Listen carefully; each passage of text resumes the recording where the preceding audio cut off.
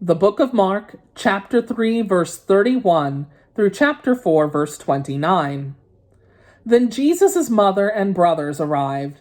Standing outside, they sent someone in to call him. A crowd was sitting around him, and they told him, "Your mother and brothers are outside looking for you." "Who are my mother and my brothers?" he asked. Then he looked at those seated in a circle around him and said, "Here are my mother and my brothers. Whoever does God's will is my brother and sister and mother." Again, Jesus began to teach by the lake. The crowd that gathered around him was so large that he got into a boat and sat in it out on the lake, while all the people were along the shore at the water's edge.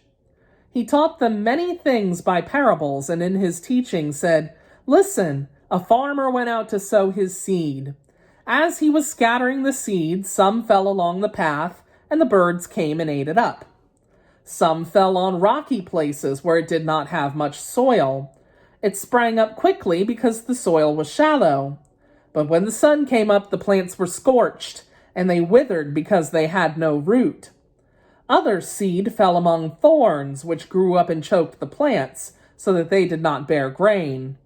Still other seed fell on good soil. It came up, grew, and produced a crop, multiplying 30, 60, or even 100 times. Then Jesus said, "He who has ears to hear, let him hear." When he was alone, the 12 and the others around him asked him about the parables.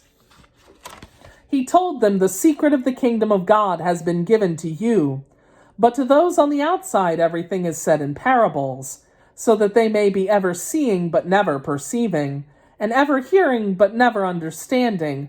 Otherwise they might turn and be forgiven." Then Jesus said to them, "Don't you understand this parable? How then will you understand any parable? The farmer sows the word.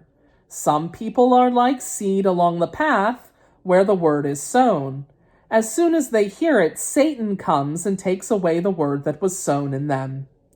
Others, like the seed sown on rocky places, hear the word and at once receive it with joy.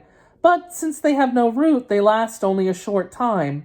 When trouble or persecution comes because of the word, they quickly fall away. Still others, like seed sown among thorns, hear the word, but the worries of this life, the deceitfulness of wealth, and the desires for other things come in and choke the word, making it unfruitful.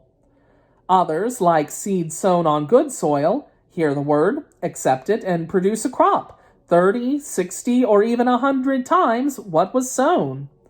He said to them, "Do you bring in a lamp and put it under a bowl or a bed? Instead, don't you put it on its stand?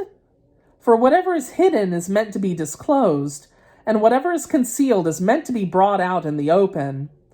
If anyone has ears to hear, let him hear.